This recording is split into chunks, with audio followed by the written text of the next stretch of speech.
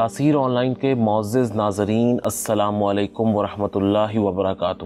آج ہم دین اسلام کی ایک نہایت اہم شخصیت کے بارے میں بات کریں گے، جن کو اسلام کے 5ویں خلیفہ راشد کے طور پر بھی جانا جاتا ہے اور خلیفہ صالح بھی کہا جاتا ہے۔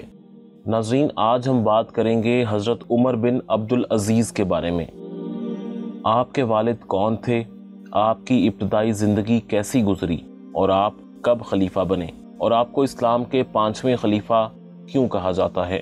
تو ناظرین، ان تمام سوالات کے جوابات جاننے کے لیے ہماری ویڈیو کو آخر تک ضرور دیکھیں۔ حضرت عمر بن عبدالعزیز 2 نومبر 681 عیسوی یعنی صفر 62 ہجری میں مکہ مکرمہ میں پیدا ہوئے۔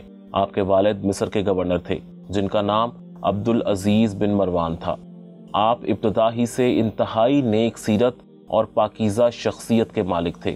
آپ نے بچپن ہی میں قرآن پاک کو حفظ کر لیا تھا، اور آپ کے استاد بھی انتہائی کمال اور بے مثال جلیل القدر صحابی رسول اللہ صلی اللہ علیہ وآلہ وسلم حضرت انس بن عبد المالک اور یوسف بن عبداللہ تھے۔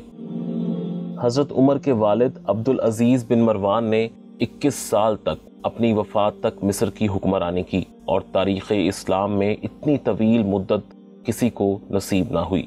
ان کی وفات کے بعد 88 ہجری میں ولید بن عبد الملک، جو کہ اس وقت کے حکمران تھے، ان کے کہنے پر آپ نے مدینہ کی گورنری اس شرط پر قبول کی کہ وہ اپنے پیش رو حکمران کی طرح لوگوں پر ظلم اور زیادتی نہیں کریں گے۔ ولید نے بھی اس شرط کو قبول کیا۔ جب مدینہ پہنچے تو اکابر فقہ کو جمع کر کے کہا کہ میں نے آپ لوگوں کو ایک ایسے کام کے لیے طلب کیا ہے جس پر آپ لوگوں کو ثواب ملے گا اور آپ حامی حقدار قرار پائیں گے۔ میں آپ لوگوں کی رائے اور مشورے کے بغیر کوئی فیصلہ نہیں کرنا چاہتا، بس آپ لوگ کسی کو ظلم کرتے ہوئے دیکھیں یا آپ لوگوں میں سے کسی کو میرے ظلم کا حال معلوم ہو تو میں خدا کی قسم دلا کر کہتا ہوں کہ وہ مجھ تک اس معاملے کو ضرور پہنچائیں۔ آپ 88 سے 94 ہجری تک مدینہ کے گورنر رہے۔ اس دوران آپ نے عدل و انصاف سے حکومت کی اور اہل حجاز کے دل جیت لیے۔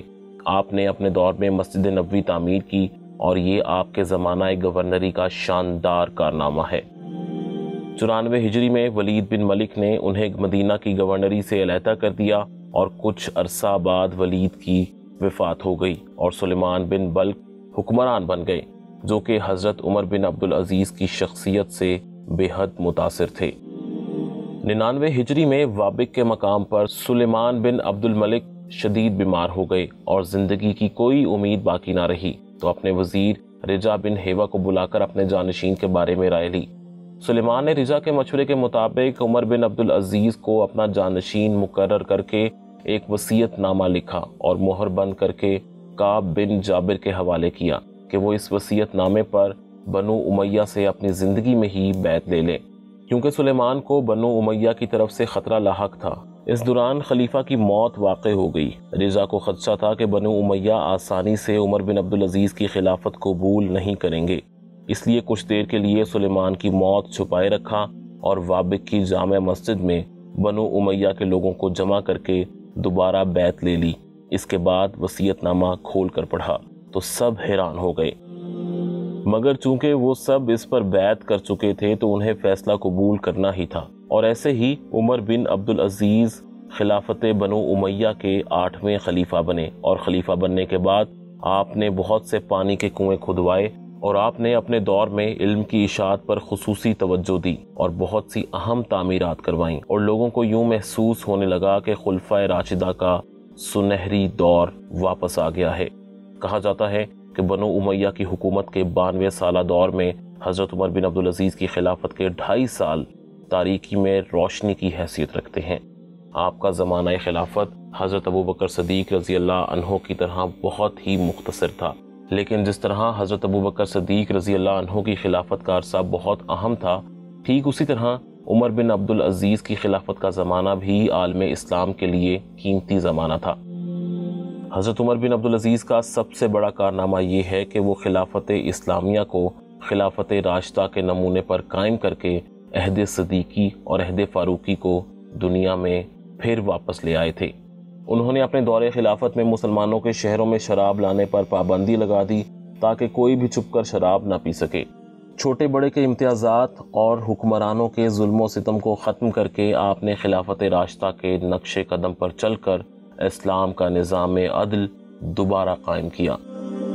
تجدید و اصلاح کے اس کارنامے کی بدولت آپ کا زمانہ خلافت راشدہ میں شمار کیا جاتا ہے اور آپ کو چھٹا خلیفہ راشد مانا جاتا ہے۔ حضرت عمر بن عبدالعزیز کی وفات 101 ہجری میں ہوئی اور اس وقت آپ کی عمر 39 سال تھی۔ آپ کی وفات پر پوری دنیا اسلام کی آنکھ اشک بار تھی، کیونکہ وہ جانتے تھے کہ عمر بن عبدالعزیز جیسا نفیس انسان کم ہی ملتا ہے۔ آپ 2 سال اور 5 ماہ مسلمانوں کے خلیفہ رہے، جس پر آپ نے تمام عالم اسلام کے دل جیت لیے اور آج بھی ان کو سنہری حروف میں یاد کیا جاتا ہے۔ ناظرین، ہم امید کرتے ہیں آپ کو آج کی ویڈیو پسند آئی ہوگی۔ مزید ایسی معلوماتی ویڈیوز دیکھنے کے لیے ہمارا چینل سبسکرائب کیجیے۔